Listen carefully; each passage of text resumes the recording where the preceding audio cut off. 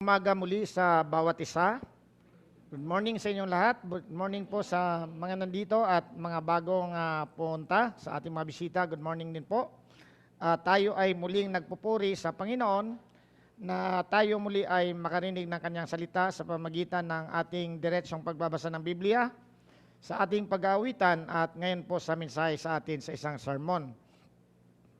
Ang ating pong topic sa umagang ito ay about ito ng pastoral, no? Pastoral kasi ito po ay tinuro po ito ni Paul kay Timoteo na isang pastor. Bakit po natin kailangan ang mga pastoral na pagtuturo? Hindi naman lahat tayo ay tinawag na pastor upang makita natin kung paano po mag-aak ang isang tunay na pastor at paano po ang isang maayos na simbahan. So ang title sa aking sermon sa umagang ito ay The Characteristics, ang katangian and considerations of the elders in handling the word in a local church, no? Kasi we believe na mayroon po tayong two offices, one for the elders handling the word of God, and one for the deacon na office na handling ng mga administrative concern ng church. Pero tayo ay maliit pa na church, kaya parang nag-transcend o parang kasama na rin sa ating mga gawain. Ang mga elders, sila din po ay gumagawa ng mga administrative functions at ang mayroon din tayong mga deacons or something na office. So, bakit natin sinasabi handling the word? Ang ibig sabihin niyan, paano hinahandle, paano dinadala ng tagapagsalita ang salita ng katotohanan dito sa ating local church, no? Bakit natin in-specify ng local church? Kasi ang Diyos po ay mayroon po siyang mga local churches na ginagamit at ito po ay nagko-compose po ito ng mga local church. Ang universal church na tinatawag ng Panginoon, yung ecclesia, the called out ones, ay kinocompose po yan ng mga local churches. So, mayroon din po ako mga analogy dyan kasi marami pong nalilito kung sino ba ang totoong church, no? Kasi mayroon pong iba nagkiklaim, kami lang ang totoong church at kayo ay hindi totoong church, no? At gusto nating bigyan na ng diin ngayon bago sa ating pagtatalakay talaga ng characteristics ng mga elders ng church at anong consideration ng mga elders sa pagbabahagi ng salita ng Diyos. Dapat mabigyan natin kung ano yung ecclesia o yung church, no? Ang Diyos po ay mayroon po siyang universal church o mga tinawag. Hindi, iba't ibang tao yan sa iba't ibang lugar, pero mayroon din pong local church yan. Ang palagi kong masyadong ginagamit na analogy yan is yung credit card, no? Ang credit card ay mayroon pong tinatawag na mga credit cards, sila po ay gumagamit ng mga bangko. So ang credit card ay hindi po yan exclusive sa isang bangko. Kung ikaw ay nasa Pilipinas, pwedeng ka kumuha ng credit card sa Bank of Philippine Islands o Banco de Oro. Kung nandun ka man sa ibang bahagi ng mundo, mayroon din silang mga banks na pwede kang kumuha ng mga credit cards. So, katulad din ng Kristyanismo, mayroon din ang mga local churches na ginagamit ng Panginoon na nag-adhere doon sa sistema ng Panginoon. Pwedeng ang isang denomination o isang church sa atin, church ay pwede siyang matawag na kasama sa universal church at pwede rin siyang ma-disqualify kung hindi na siya nagtuturo na ayon sa tinuturo ng Biblia o ayon sa ginagawa o pinapaturo ng God sa atin. At pwede rin mag-create ng isang church na maliit upang siya din po ay makasama doon sa malaking church.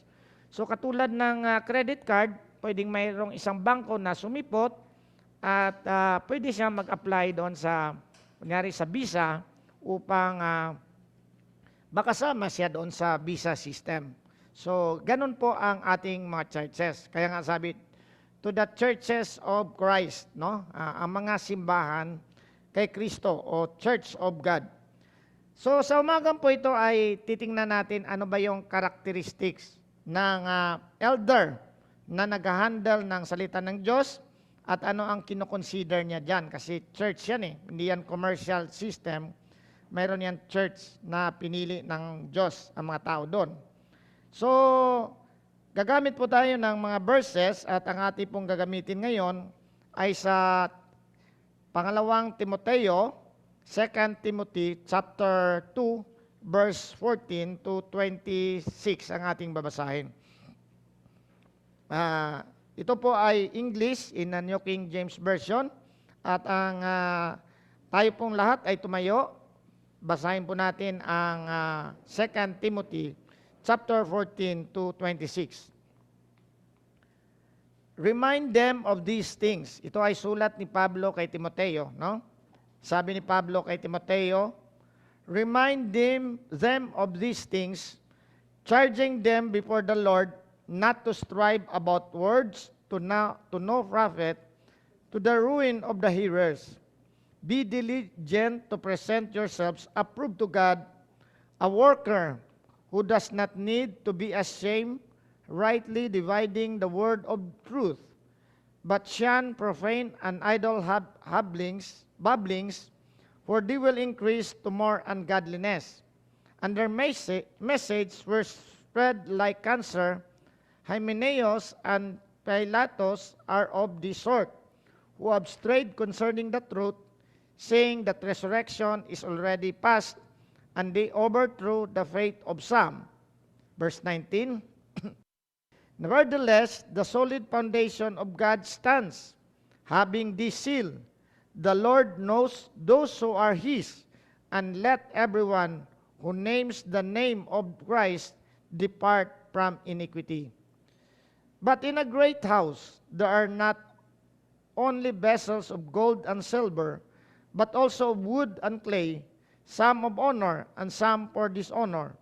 Therefore, if anyone cleanses himself from the latter, he will be a vessel for honor, sanctified and useful for the master, prepared for every good work.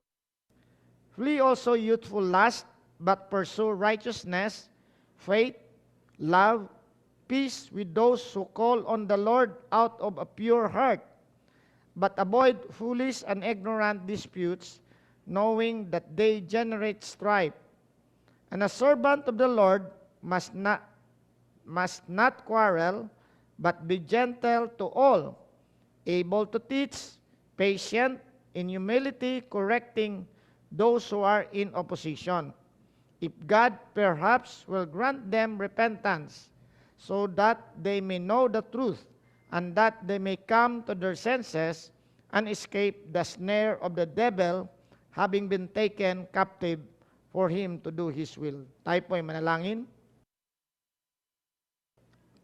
Panginoon naming Diyos na aming Ama, kami ay muling nagpupuri at nagpapasalamat na mayroon kaming nabasa na iyong sulat sa Biblia at aming pong naintindihan sa gabay ng banal na Espiritu sa aming mabuhay.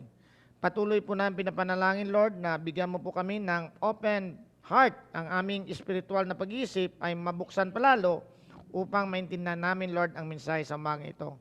I-bless mo rin po ako, Lord, sa aking pagpapahayag. Ito, Lord, ay aming dalangin sa pangalan ni Jesus na aming Panginoon. Ako po na.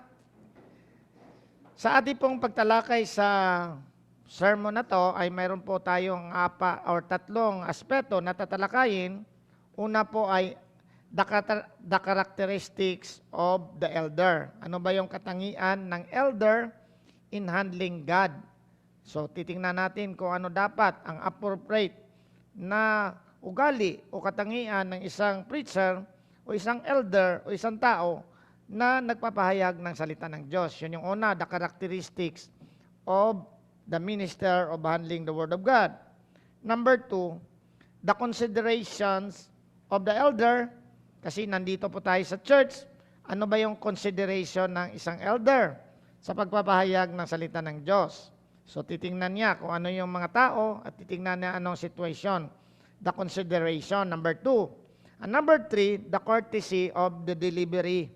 Ano ba yung courteous way of delivering or the appropriate and courteous way of delivering the Word of God. So una po, the characteristics. By the way, ito po ay sulat ni Pablo, itong aking binasa, ay sulat ni Pablo ito kay Timoteo. Si Pablo po ay ginamit ng Diyos upang ibahagi ang salita ng Diyos sa iba't ibang lugar, lalo na sa mga hintil, at siya po ay lumayo sa Jerusalem na doon po nagsisimula ang salita ng Diyos at ito po ay kumalat sa iba't ibang lugar. Umabot po siya sa Galatia, umabot po siya sa Filipos at iba't ibang parte ng Europe at siya po ay nakakapunta rin sa Europe o sa Roma kasi siya po ay nagkaroon ng house arrest doon, no? Kasi sinadya talaga ng Panginoon na siya ay makapunta sa Roma upang maibahagi din ang salita ng Diyos sa mga taga-Roma, no? At after that, mayroon din pong mga sabi na siya ay nakapunta sa Spain at ibang lugar doon sa Europe, no? Pero sa Bible ay doon sa Acts ay nandoon po siya sa house arrest sa Rome, no? Si Pablo po ay nagtuturo din ng mga pastors or mga elders. Ang elders po, pastors, parang bishop, ano yan, parang interchange, pwede mong interchange na word yan sa Bible. Elders, pastors, ministers, or yung bishop, yan po ay mga inuutusan ng God na magsasalita ng kanyang salita sa mga tao, no? Ang si Timoteo po ay bata pa, relatively bata kay Paul, no? Parang mayroon silang 30 years na pagitan at probably si Timoteo ay nasa late 30s o kaya mga 40s. So, ito po ay valedictory epistle ito, ibig sabihin, nagpapaalam na po si Pablo dito kasi malapit na siyang parang alam na niya, matanda na siya, mayroon siyang tinitrain na mga bata, no? At si Timoteo ay isa sa mga pastors yan. Si Timoteo isa, si Titus isa, at mayroon pang mga ibang pastors. Pero specific na sinulat ni Pablo kay Timoteo ito. So sabi ni Pablo, remind them of these things. Ano ba yung things na to? Ang preamble po dito ay sabi ni Pablo doon sa first verse ng chapter 2, you therefore, my son, be strong in the grace that is in Christ Jesus, and the things that you have heard from me among many witnesses, commit this to faithful men who will be able to teach others also.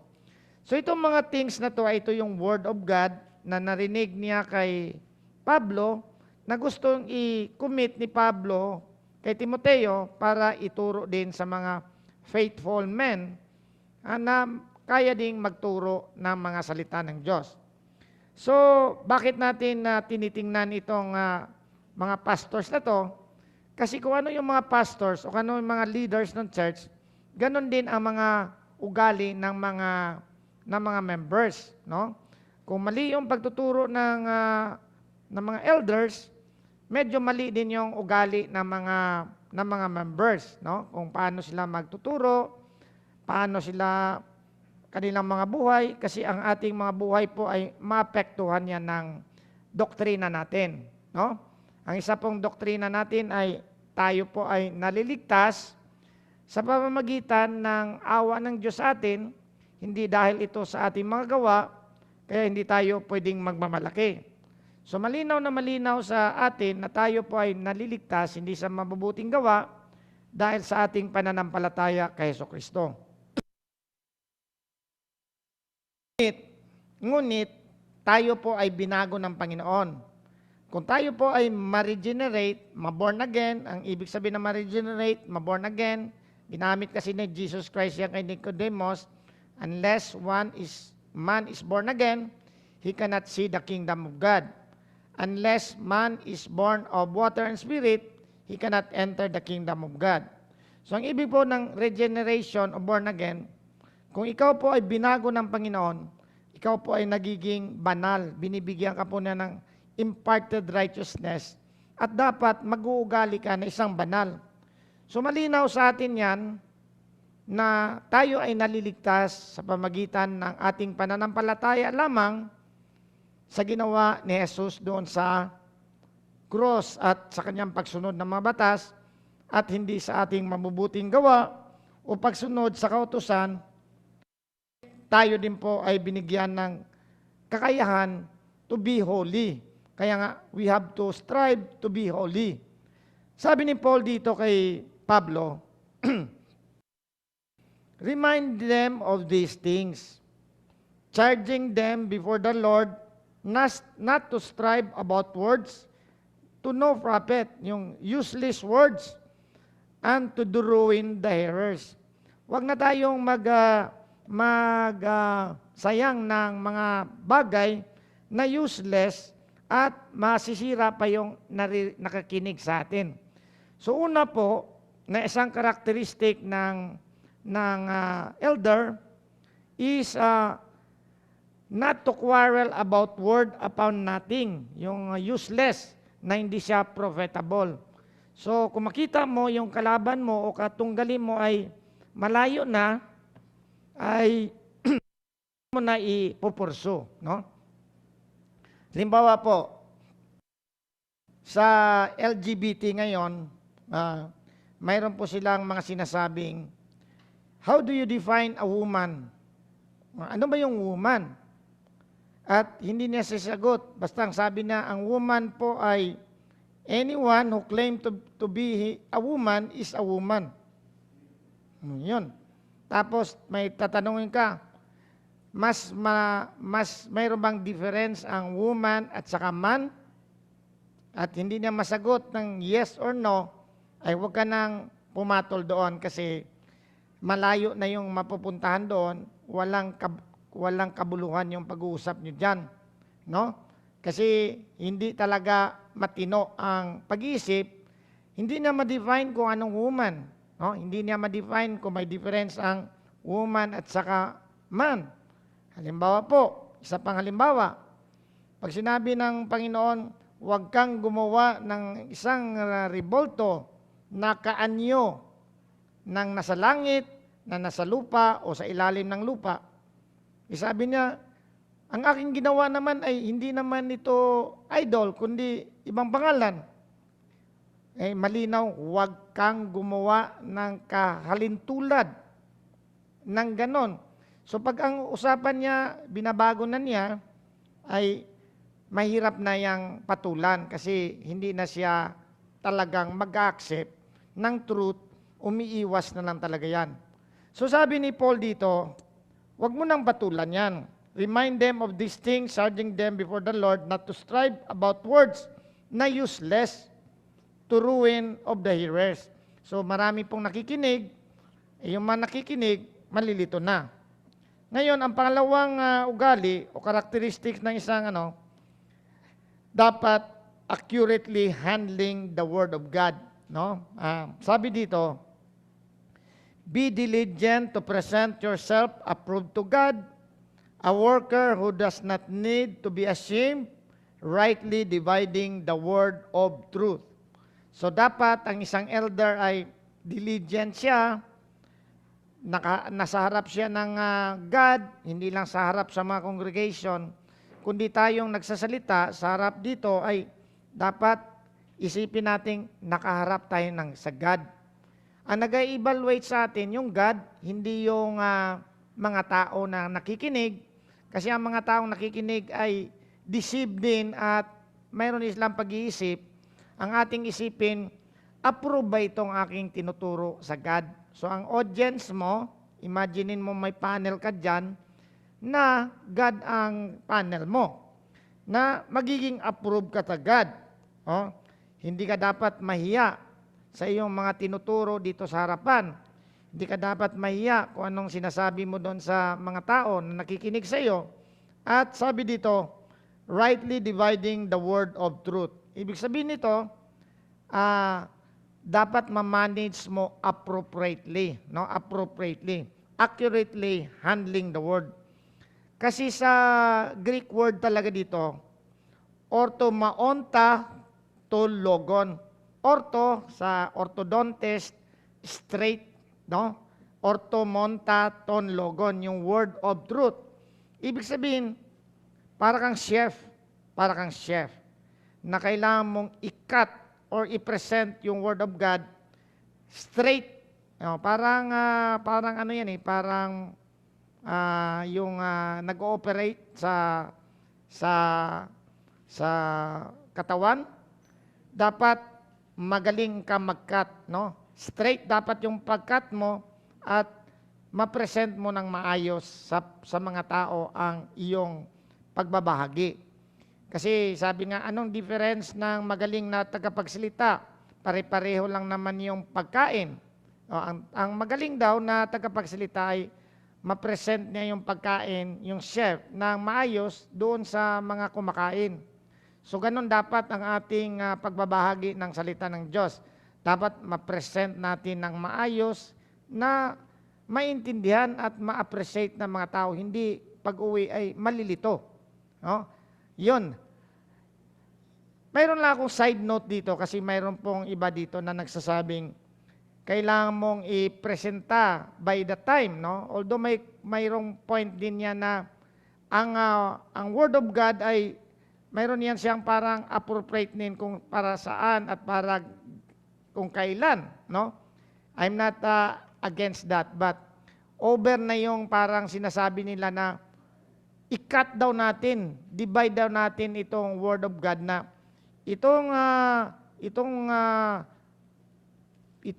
Acts hanggang papunta sa Revelation, yun lang yung para sa mga church ngayon. At yung before the Acts doon na hindi na para sa church yun, no? Kasi mayroon pong dangerous yan na naglalakad tayo dyan sa dangerous line.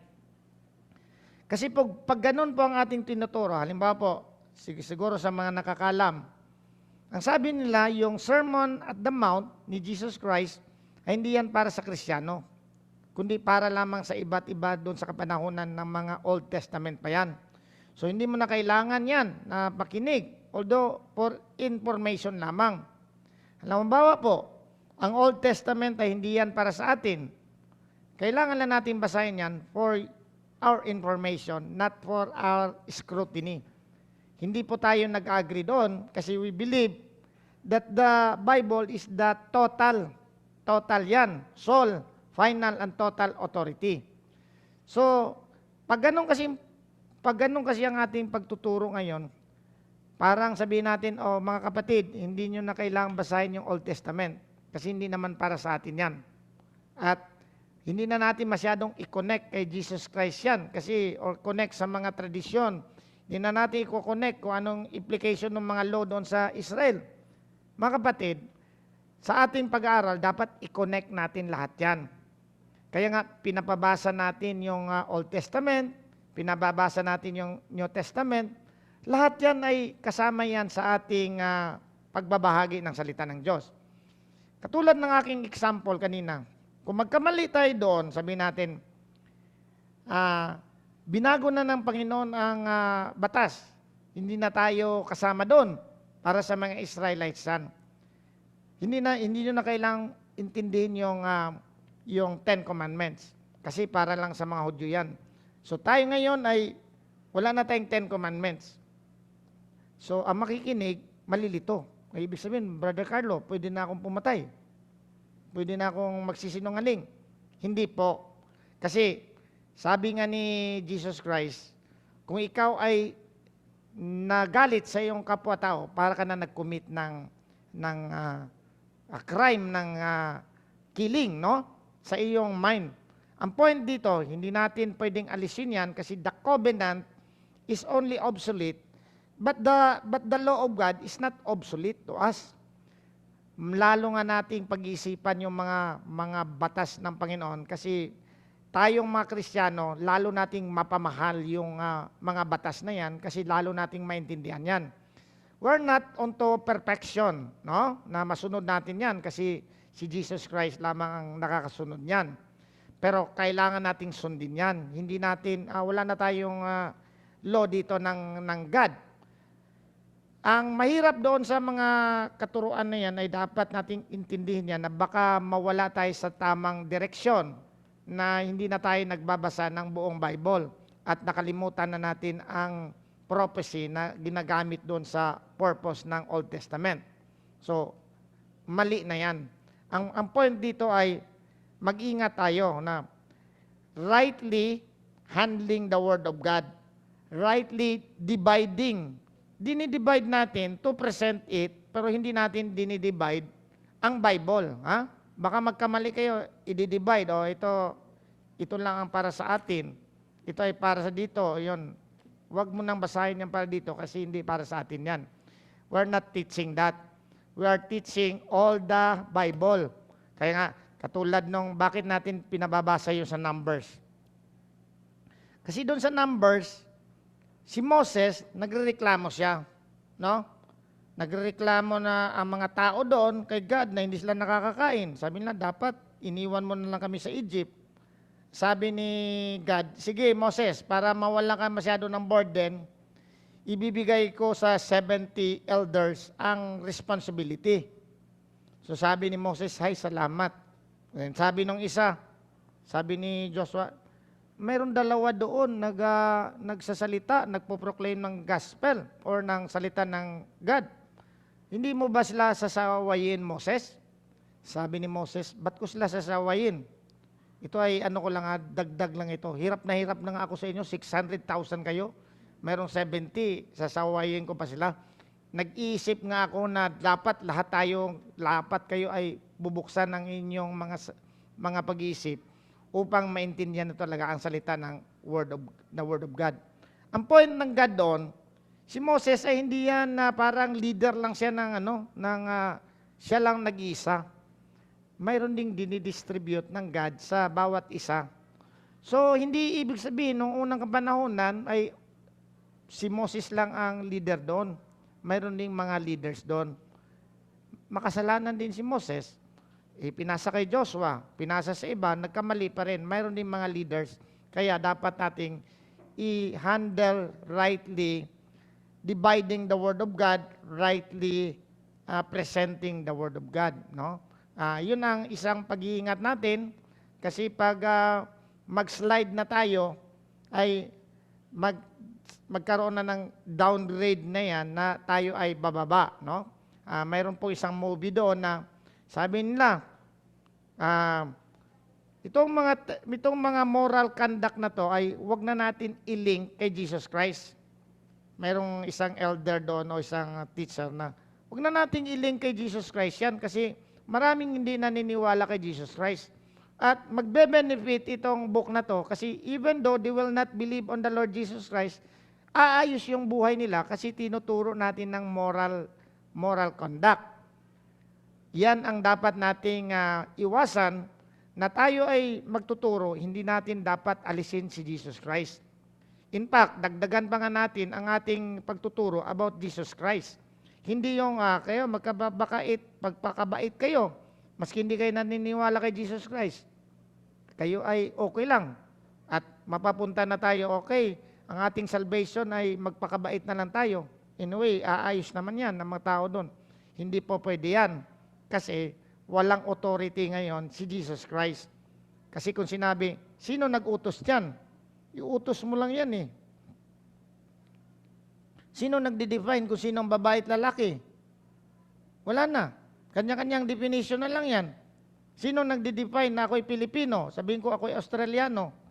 Walang problema. May problema ba kayo sa akin? Kung sasabihin kong Australiano ako, magproblema kayo si pangit-pangit mo. Hindi ka naman matangkad, Australiano ka. Ganon din. Nagde-define ka na babae ka, tapos lalaki ka, machong-macho ka, papasok ka ngayon sa CR ng mga babae, pwede bang hindi kayo sumigaw? Ay, lalaki yan eh, pumasok sa CR ng mga babae. Kalukuhan. Dapat malinaw na mayroong authority ang Bible at mayroong authority ang God. Sabi niya, I only created man and woman. no? Sakar o Nikiba. Ibig sabihin, wala pong ano doon, wala pong ibang ano doon, sakar, male, and Nikiba, babae. Malinaw yan, maski sa Hebrew mo babasahin yan, malinaw yan. Hindi nila pwedeng, hindi naman yan, mali yung translation yun sa Bible, male and female. Sa Hebrew, sakar, male, Nikiba, female. Wala na silang mapapuntahan. So, ganun yung dapat nating intindihin. Pangatlo, dapat avoid worldly empty babblings will lead to ungodliness, no? Parang ano kasi yan parang cancer na magtutubo yan. Sabi nga ni Charles Haddon Spurgeon, kung mayroong mali ang isang church, tapos binitiwan mo na yan, later on, yung mga katuruan na nasa kay God, bibitiwan natin yan. Halimbawa, isang katuruan, dapat okay lang na si Jesus Christ ay hindi God. Anyway, hindi naman importante yan. Anyway, mababait naman yung ating churches.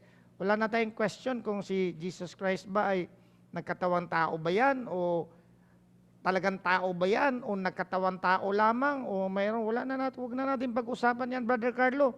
Basta gumamit man siya ng body doon or talagang nagkatawang tao talaga yung Jesus Christ. Very important yan. Kasi kung bibitawan natin yan, later on, marami pa tayong bibitawan na doktrina, babawas tayo sa ating doktrina hanggang sabihin natin, si Jesus Christ ay, tao lamang yan. Bababa yung ating katuruan.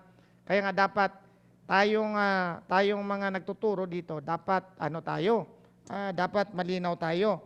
Sabi dito, katulad ni Hymenaeus at Philetus are the sort who have strayed concerning the truth, saying that the resurrection is already past and they overthrow the faith of some. Sabi ni Paul, hindi pa bumabalik si Jesus Christ at wala pang resurrection. Wala pang second resurrection kasi sabi ni Jesus Christ, there are two resurrections. The resurrection to damnation and the resurrection for His glory kasama si God. Meron nagtuturo, huwag na kayo maniwala dyan sa resurrection, tapos na yan. Hindi tayo maniniwala dyan kasi dapat very precise tayo sa ating pag-handle ng salita ng Diyos. No? So, yun po ang mga characteristics na dapat sa isang Kristiyano. Number one, hindi siya dapat quarrel about word na walang kabuluhan. Dapat accurately handling the Word of God. Dapat straight yung ating pagbabahagi and avoid worldly and empty babblings. They will lead to ungodliness like yung mga doctrine na makakasira sa atin. Number two na dapat nating isahin to, consideration. The consideration as a church. Kasi dapat malinaw sa atin, ano ba yung ating foundation? Sabi sa 19, nevertheless, the solid foundation of God stands, having this seal. The Lord knows those who are His, and let everyone who names the name of Christ depart from iniquity. We're not a commercial entity, we're not a commercial organization na bahala na. Bahala na, sabi nga, may narinig ako, paano ang pagpastor nyo? Bakla. Sabi ng iba, okay lang yung bakla. Umuunlad naman yung simbahan nyo Magaling naman siya kaysa sa lalaki. Nagulat ako doon. Kasi, in a way, magaling daw mag-handling. May business style. Hindi po tayo business, mga kapatid. Church tayo. Kaya nga, napakahirap sa church kasi hindi mo pwedeng paalisin yan Halimbawa, sa organization, bibigyan lang kita ng memo. Ngayon, ay fire out ka na. You cannot enter the church perimeter. Mayroon ng order na hindi ka pwedeng papapasukin ng guard. Ang church, hindi mo pwedeng pagbawalan. Halimbawa, sa inyo, mayroon isa dito. Hindi ko kuya pwedeng pagbawalan na pumasok dito sa church. Sabihin mo, gusto kong makinig sa iyo O di, hindi kita pagbabawalan diyan. Mayroong ibang church pagbabawalan. Nagiging invisible nga yung member nila eh. Alam mo yung invisible? Yung hindi ka na pinapansin ng mga members. Pagdaan ka doon, para kang hindi ka nakita nila. Hindi ka nila papansinin. Wala na-detach na yung kanilang relationship sa'yo. That is one of the cultic signs ng na pag hindi na kayo pinapansin, ay ng mga kaibigan nyo o ka-reverend nyo, kulto yan. Tayo mga kapatid, maski gaano problema yung isang natin, hindi tayo pwedeng magbawal. Dapat pag pumasok siya dyan, mayroong tao dyan. Unless na violent talaga siya, na naidala siyang bomba, ay hindi na pwede yan. Kung mayroon na siyang dalang, mayroong alam naman natin na aatakihin niya ako pag nagsasalita ako dito, hindi na pwede yan. Pero kung may nahon lang naman siya dyan, hindi naman siya hindi natin pwedeng pagbawalan. Ngayon sabi dito, the solid foundation of God's stance. Alam po ang ating solid foundation is the teachings of the prophets and the apostles and the cornerstone of Jesus Christ. Ngayon, tayo ay mga bato tayo.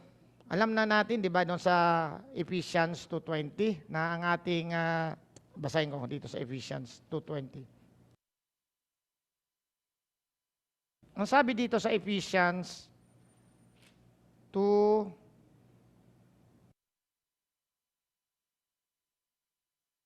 foundations. Having been built on the foundation of the apostles and prophets, Ephesians 2:20, Jesus Christ himself being the chief cornerstone, in whom the whole building being fitted together grows into a holy temple in the Lord, in whom you also are being built together for dwelling place of God in the Spirit. Ngayon dito, sabi dito, ito yung seal ng ating church. The Lord knows those who are His. Alam ng God kung sino ang sa Kanya. At kung sino man nag-claim na siya ay nasa Kanya, let everyone who names the name of the Lord, who claims to be Christian, depart from iniquity.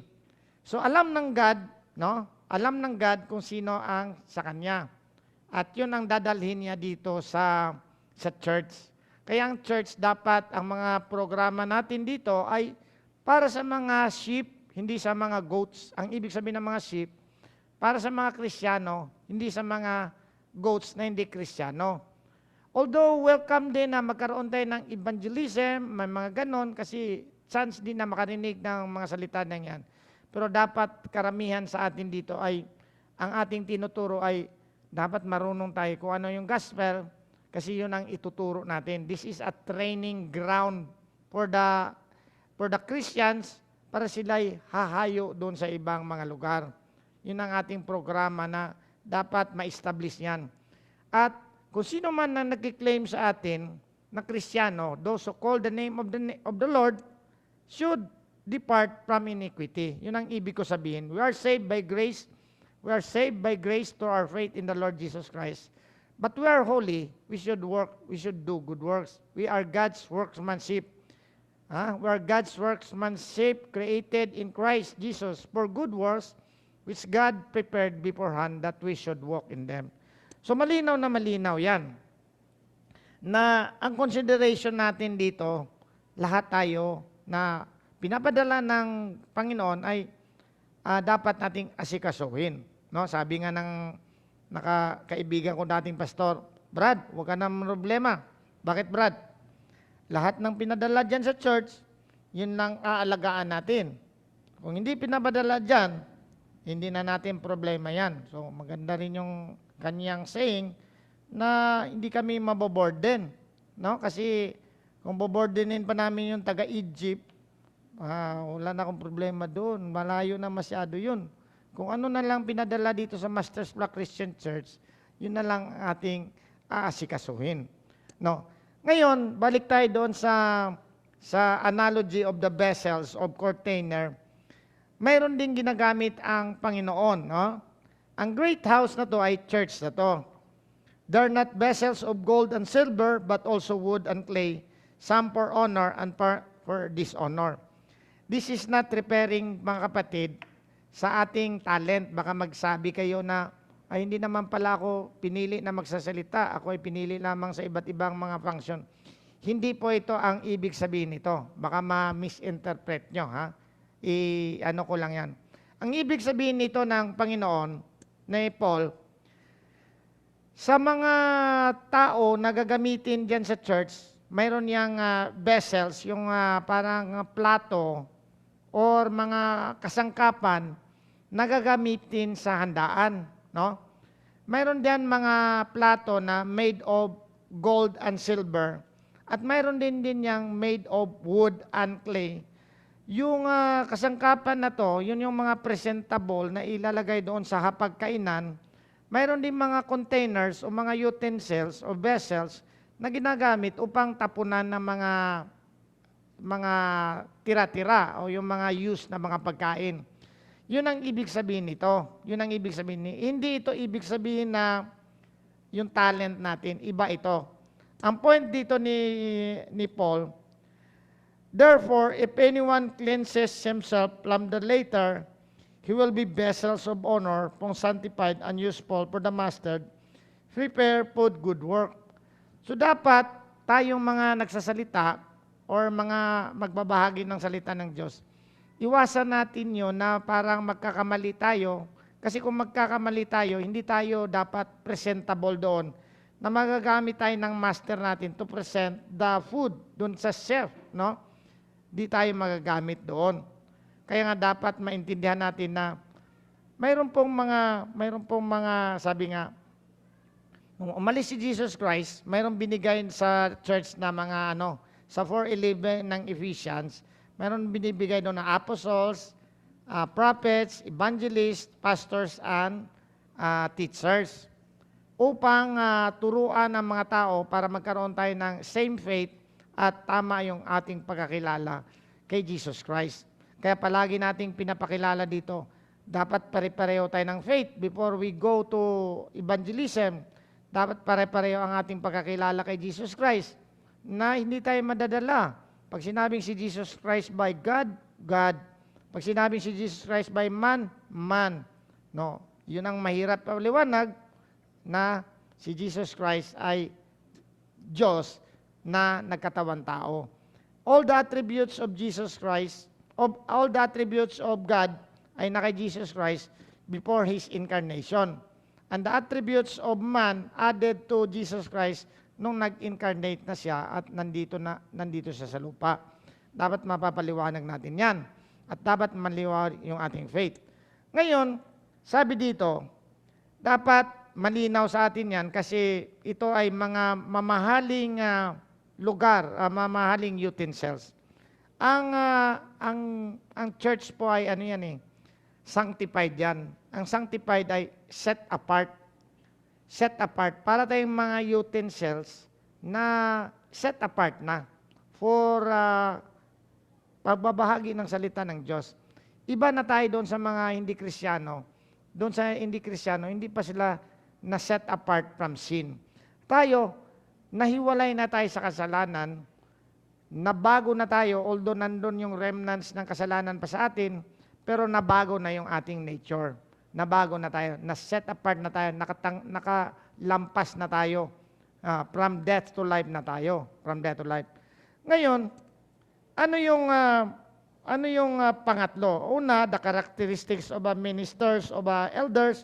Number 2, ano yung mga consideration niya? No, na dapat tayo ay church at iba't iba ang ating vessels. Mayroong vessels na good na mga gold at silver, ay mayroon ding vessels of wood and clay. Dapat pumunta tayo doon sa vessels na gold and silver. Paano? Ito yung courtesy, no? Therefore, if anyone cleanses himself from the latter, he will be vessels for honor, sanctified, na siwalay na, and useful for the master, prepared for every good work. Kasama din to sa Ephesians 2:10 na where Christ workmanship created in Christ Jesus for good works. Ngayon, ano yung courtesy? Kasi si Timoteo dito ay bata pa, no? Although wala naman siya masyadong problema. Mayroon pa rin alam ni Paul na mayroon pa itong mga ugaling makabata eh. Kaya nga sabi niya, flee also youthful lust, no? Kasi bata pa, relatively bata pa si Timoteo. But pursue righteousness, faith, love, peace with those who call on the Lord out of pure heart. But avoid foolish and ignorant disputes, knowing that they generate stripes. Kasi ang bata po ay, kung sa driving pa yan, nung una ako nag-drive, natuto ako. Kailangan kong patakbuhin ito ng 130 kilometers per hour. Kasi ano ka pa excited ka pa. Tinitesting mo pa. Pero nung nalaman ko, dapat pala 80 lang takbo ko dito. Kasi dapat pala pag nag-overtake ako ay malinaw na malinaw. Ganon din yan na bakit ko na analogy, na punta sa analogy in driving. Kasi ang bata pag nagda-drive, talagang akala niya wala nang katapusan. Katapusan ng mundo doon sa pupuntahan mo yan. Mag-ano ka. Ang sabi sa akin, iwasan mo sabi sa akin ng mga matatanang driver, pag nagkurbada ka, iwasan mo ng mabilis. Kasi dati akala ko pareho lang ang kurbada at saka straight. Ilumampas ako doon sa linya. Naisip ko, dapat pala 60 lang ang takbo ko dito. Ganon din sa pagsasalita ng salita ng Diyos. Nung dati ako ay bagong Kristiyano, lahat ng kasalubong ko, sirang ko. Mainit ako. Pakipag-away pa ako, debate. Pero na-realize ko, hindi pala lahat nadadala sa masigasig. Dapat mahinahon pala, no? Dapat appropriate yung appropriate. Halimbawa po, makikita ka dyan ng isang rebulto.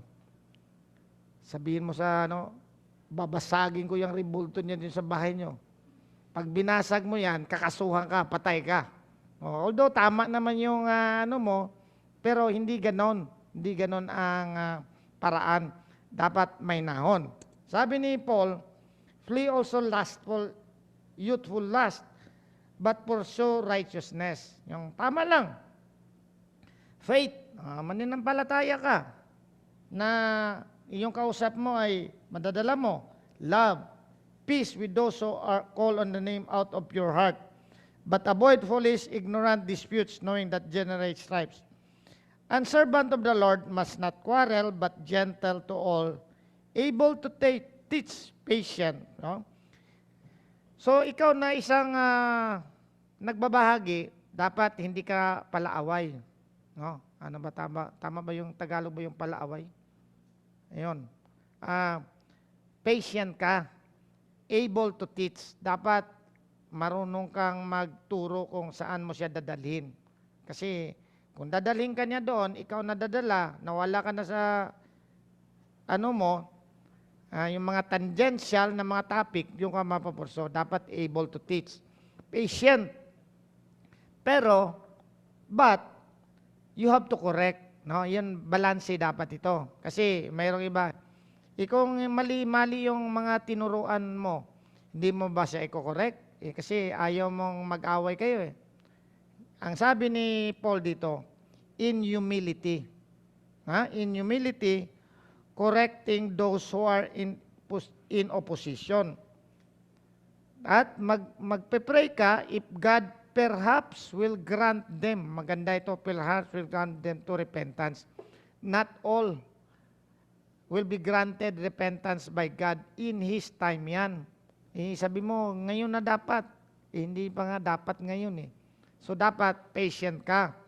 Kasi sabi dito, if God perhaps will grant them repentance, magsisisi sila so that they may know the truth. Mga kapatid, marami pong hindi nakakaalam sa truth. Huwag ka rin mag-assume na alam na yung truth. Kasi karamihan, tayo dito, alam na natin yung truth. Hindi lahat nakakaalam ng truth. Hindi nakakaalam na tayo makasalanan. Marami sa mga tao, akala nila, mabuti sila. Hindi nila alam na makasalanan sila. At kung sasabihin mo sa kanila, no one is righteous, no, not one. Sabihin nila, paano si Noah? Paano si Zacarias at saka si Elizabeth? Malinaw na malinaw, mabait sila.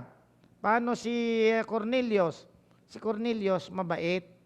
Pero, kailangan pa niyang makarinig ng salita ng Diyos.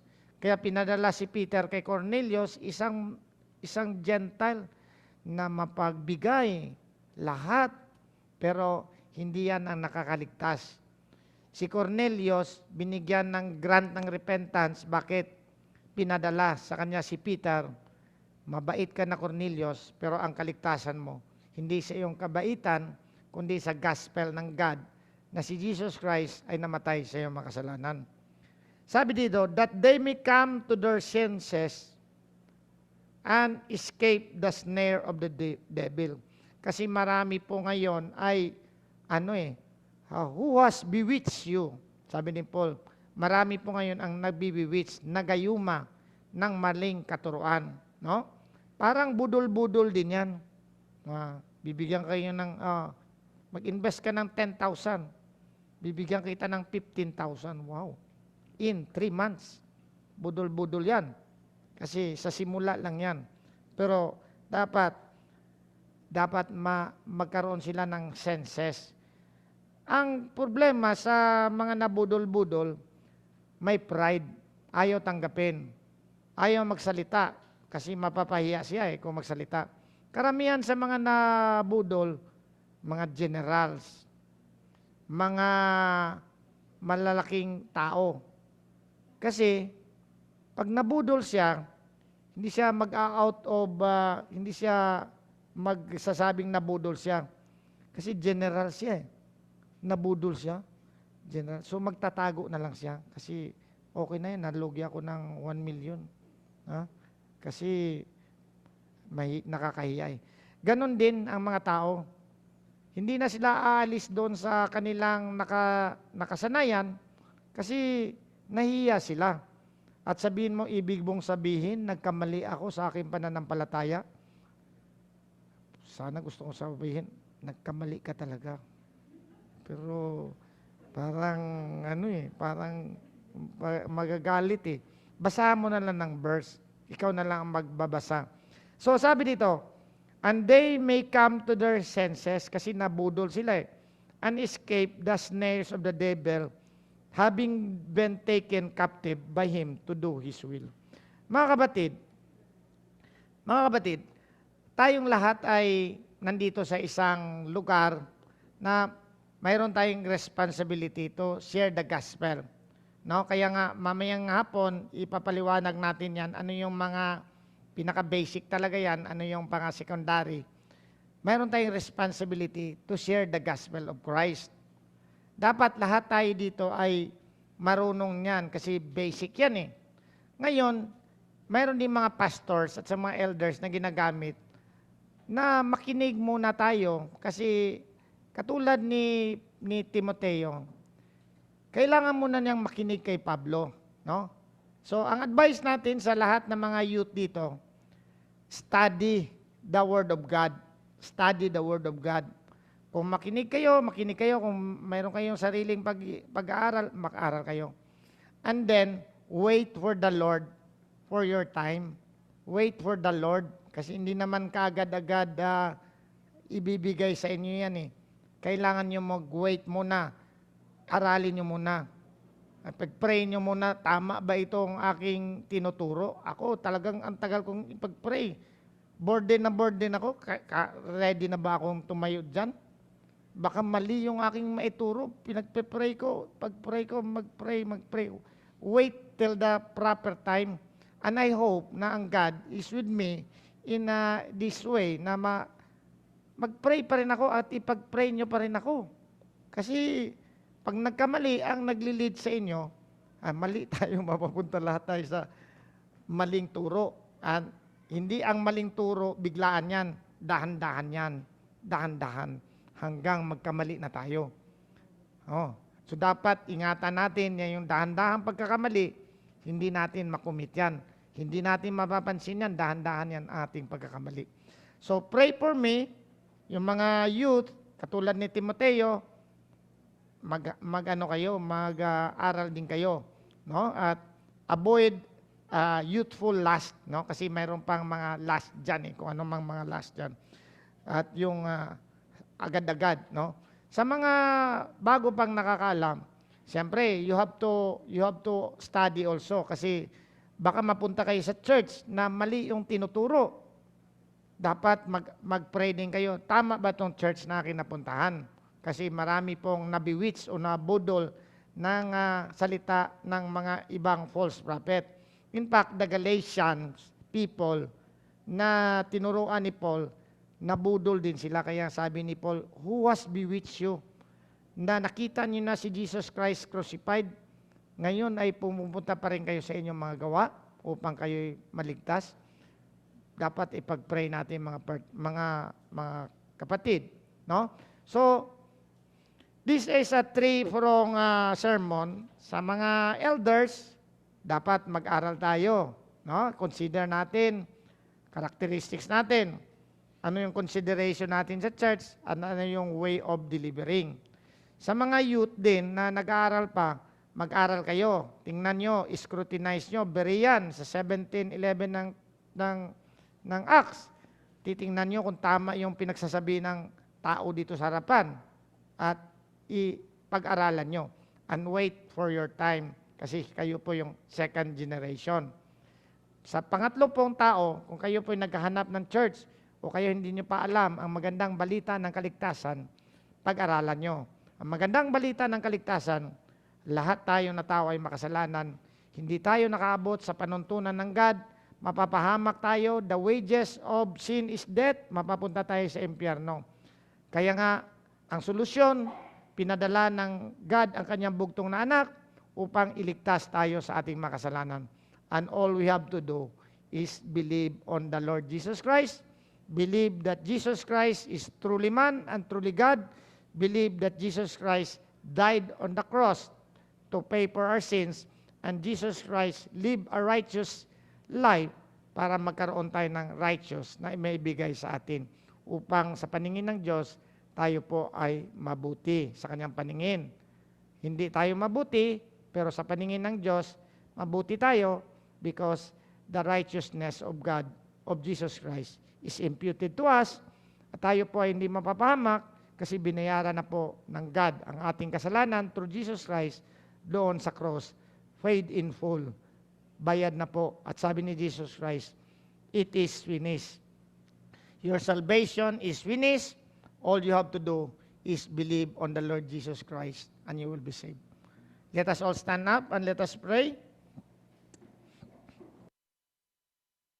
Na aming Ama, kami po ay nagpupuri at nagpapasalamat na kami, Lord, ay yung dinala dito sa isang lugar, na kami, Lord, ay nakapagpahayag na yung masalita, o kami, Lord, ay nakarinig na yung masalita.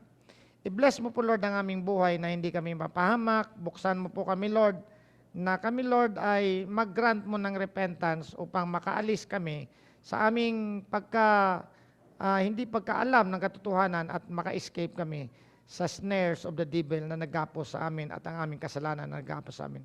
Bless mo yung bawat isa na makarinig na yung mensahe na to at bless mo rin ang church na to, local church na to, Lord. To Lord namin dalangin, in Jesus' name, Amen.